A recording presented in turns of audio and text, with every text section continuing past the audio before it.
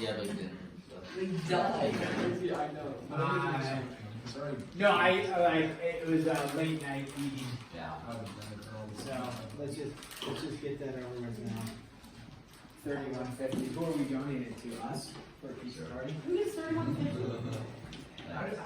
You can donate it to us for the dodgeball tournament. Oh, Dude, that's dodgeball tournament and a Powerpuff game. What I would do Powerpuff is game. What the heck is that power up? It's a basketball game. It's like if I was going to do the $10 for 1 pound of flour, I just mix it with water and then microwave it, which makes like really hard bread and sand it. There'd be so much beef. Oh. Just have to be I think I hot. might have one. Okay, guys, so hopefully you reviewed, because it will be on the MCA, even though the MCA is not coming for a little bit, but how many different ways can we solve quadratics? 4. What's the way we worked on yesterday, briefly? Factoring. Factoring. What are the 3 steps of solving a polynomial equation with factoring? Step 1. Step 2. Factor. Polynomial. Step 3. Set each factor to 0 and solve. Yes, so that's awesome, good working. We are going to just carry on with a few more examples. And so this one, these are to solve, okay? So I don't know what number this is, we'll just call it number 1. What? Number 5. Number 5 for today, okay, from the continuation, that's fine. So just hang on for the ride, follow along, and here we go. So, quadratic, we know it's a quadratic because it's factors multiplied together. You know you would have like 2x distributed in to give you 2x and 4x is 8x squared. And that would mean it's a quadratic, right? And so if it's a quadratic, 3 steps to solving a factor. Step 1, set it equal to? 0. Done, right? Step 2, factor. Is it in factored form? Yes, done. Step 3, set each factor equal to 0 and solve. Now some people can do the mental math on this right here and say, what does x need to be to make this part 0? If you can't do the mental math, just set it to 0 and solve. And so you get x is equal to 11 over 2. We're going to leave it like that. We're not going to turn it into decimal or mixed fraction. 11 over 2 is great. If you do change it, that's fine. 5.5 or something, that's fine to do. So that's one answer. Now again, remember, since it's equal to 0, we can work with individual factors. I spent a little bit of time talking about that yesterday. So these should have 2 answers because you're going to have 2 factors and then add the 5 over, divide by 4, and you get what? 5/4. So you have your 2 answers. Okay? Now so far these have all been set equal to 0. So far they've all been factored. Let's jump into one like this. A squared minus 8a plus 16. Alright, we know it's quadratic, right? Because something is being squared. Now, is it set equal to 0? Check. So now is it factored? No. So now we need to know our factoring rules, right? And if you've forgotten your factoring rules, you need to go back and review those. What letter goes here and here? A and A. Since it's a coefficient of 1, we can ask the question, what times what gives you 16? Added together gives you negative 8. Negative 4 and negative 4. Now in this case, the answer is going to be, there's only one answer, but it occurs twice. And so A is, when I say it occurs twice, A is equal to 4, because 4 minus 4 is 0. 0 times anything is 0. This would be A equals 4. The book doesn't distinguish in the answer key. Other books do. Some books will say A equals 4, and this is called a double root, because a root is another word for an answer. But it's called a double root because it happens twice. This book doesn't distinguish that. I don't know if I will make you do that, like D dot R dot.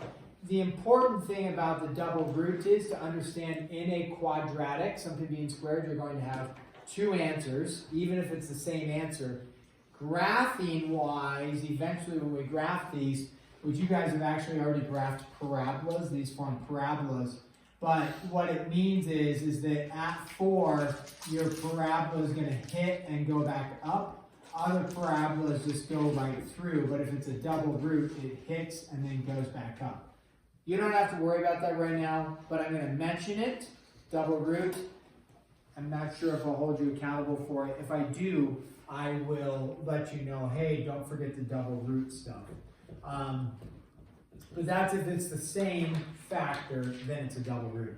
Okay, this is y squared minus 25. Now, is it a quadratic? Minus 225, I'm sorry. Is it a quadratic? Yes. Set the equation equal to 0. Okay, done. Is it factored? No. No. Now, there's another way to solve this, which we'll talk about when we talk about perfect squares. But let's just go with the factoring route. So review our factoring. What do we recognize that this is? This is a difference of squares. It's a DOS, right? So how do we factor a DOS? Y. On each side, good. Plus and minus. Plus and minus. And then What times what gives you 225? What times itself? 25. 5 times 5 gives you 25. Good. No. 15. Nice. 15 and 15. Great. That's just not true. So, you might have said it, but not an hour ago. So now, what are my two answers? Y equals negative 15, and then, so there's a couple ways you could write this. Y equals a positive 15. You could write it like that. You could write y equals negative 15, comma 15. That's also acceptable. Or you could write plus or minus 15. That's a nice consolidated way to write it. Okay, but all three of those would be acceptable ways to write it. All right, then number 8 here. What if I have, this is a good one, x squared is equal to negative 3x. So we looked, okay, does this fall into a quadratic category? Yes, okay. And the reason why I'm trying to emphasize that is that later on in math, you have to solve a problem and you're like, I don't know what to do. And it's like, is it quadratic? Oh yeah, it's quadratic. Therefore, you do one of your 4 methods. And that happens after we get, after you get into when you get into geometry and there's a problem and you're like, I don't know what to do. Well, it's squared, therefore it's quadratic, therefore factor, or one of our other 3 methods that you'll learn. So quadratic, yes, therefore follow the rules. We're just practicing factoring today. So here's one thing you can't do. You cannot divide by x. A lot of people will want to divide by x and say x is equal to negative 3 like that. Understandable that you would just divide both sides by x and get rid of this x and get rid of that and that. And then you're just left with x is equal to the negative 3. That's actually, we'll see that is one of your answers, but not both of your answers. So you lose an answer when you divide by the variable. So can you divide by the variable? No. Okay? Not in this case. So do not divide by the variable. So step 1, what's step 1? 7 is equal to 0. So add the 3x over. Okay? Done. Step 2. Factor.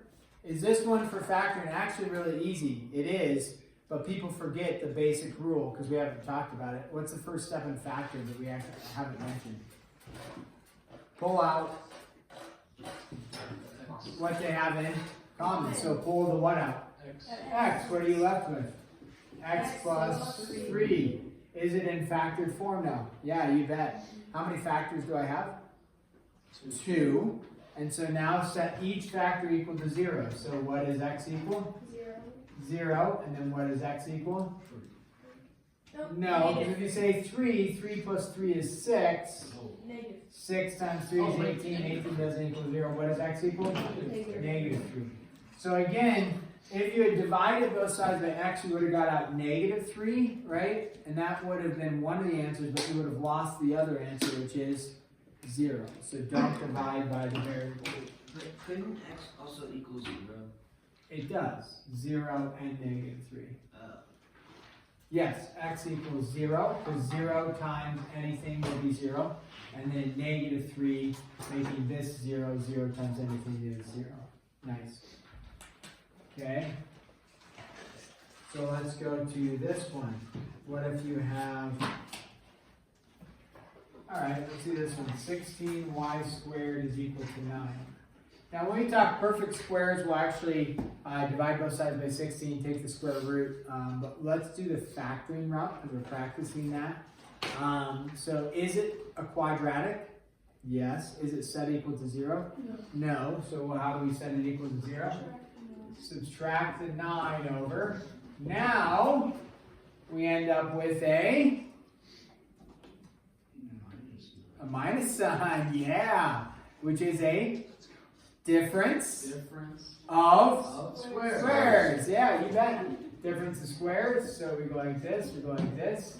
If you struggle with factoring, here we go again, right? So 4y And then 4y. and then 4y plus minus 3 and 3. 3 and 3. There you go. Look at us. Yes. Good work. Now, if mentally it's a little hard because of the 4 here, right? It's not as easy just to plug in a -3 and call it good. You can't just plug in a -3. That doesn't make it equal to 0. So again, you can set these equal to 0 and solve them, right? Like that. And so subtract the 3 over, 4y is equal to -3, y is equal to a -3/4, right? Or, and then this one, add the 3 over, divide by 4, y is equal to 3/4, like that. Okay? So there's your 2, yeah. Why couldn't you just do y is equal to 0? Great question. Just plug in 0 and see what happens. If you plug in 0, 4 times 0 is 0. So what are we left with? 3. And then plug in 0. What are you left with? 0. And then there, and then you're left with a -3, right? And what's 3 times a -3? -9. Does -9 equal 0? No. So good question.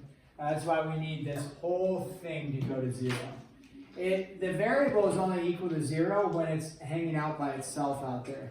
Or like we did a problem earlier yesterday, it was like 5x or something.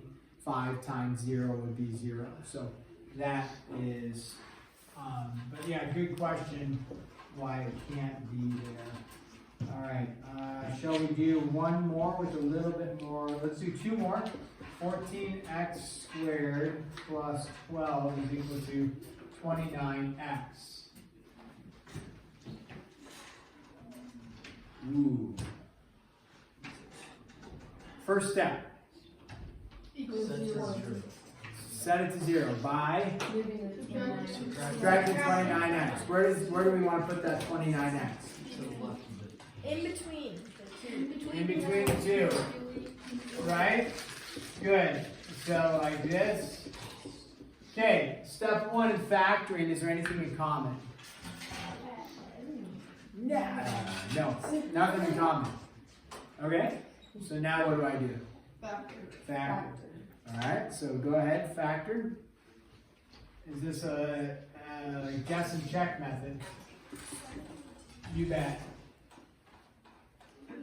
Okay, I heard a 7 and a 2. This is 2.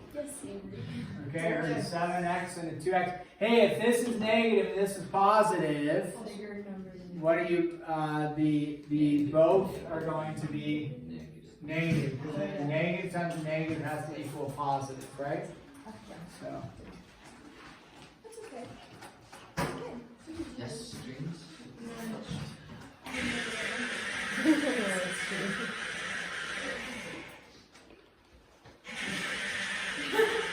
Okay, go ahead, try some numbers. You can make up 12 that would work. 3 and 4, okay. No, it's completely broken up. It's impossible. It's not impossible. It's so impossible that everyone must be answered. You don't get Nothing's impossible. I got it. As long as you put your mind there. The power of What did you get, Bonnie, with your power of trying? No, Let me evaluate real quick. Alright, the numbers are, you need to use 4 and 3. 4 Just- plus 3. 4 is first, okay? I did 4 is first, and then 3. How do we check? 14x squared, positive 12, outers and inners, negative 21 minus 8, negative 29. There you go. X is equal to 4 sevenths and 3 halves. Oh yeah, that's what I got. That, the power of positive thinking. Good job. It came to I you. just didn't want to spoil it. I'm really proud of you. You're amazing. I thought. 4s cubed is equal to 16s. Okay? Do you divide both sides by the variable? No. No, No. I said huh. Huh? I was confused. Okay, step 1. Subtract 16x. Okay, so now we subtract the 16s. This one's a little bit unique because it's not a quadratic, it's a cubic, but we can still factor it. We factored ones like this before. So do they have anything in common? Do we have to do it where we have like the x squared in the middle of the two? Okay. No. 4s. Good. Yeah, you don't have to do that. What do they have in common? 4s. So I can pull a 4s out. What am I left with on the inside? S squared minus 4. Nice. There you go. Now, what's s squared minus 4? What happens with that? So it becomes 16 minus. Oh, S. Oh, and 2 and 2. 4s minus 2. I'm hearing a lot of 2s and s's. And the power of positive thinking is really helping out in the back there. It's Nice all job. equal 0, everything's equal. Okay, how many factors do I have? 1, 2, 3. Notice what did we start with? S to the third, okay? Now set each factor equal to 0 and solve. What does S equal for this one? 0. What does S equal for this one? Negative. Negative 2 And then 2. Positive. So how many answers do I have? 3. 3. Wait, could you say 0 and then positive minus? Yep, so then the other consolidated format is to say 0 plus or minus 2. Okay, we're stopping there. This is due tomorrow. You have 10 more minutes to work on homework, so yeah. What if you have a problem that's, well, if you said it was 4s to the power of 10, does that mean there's 10 answers?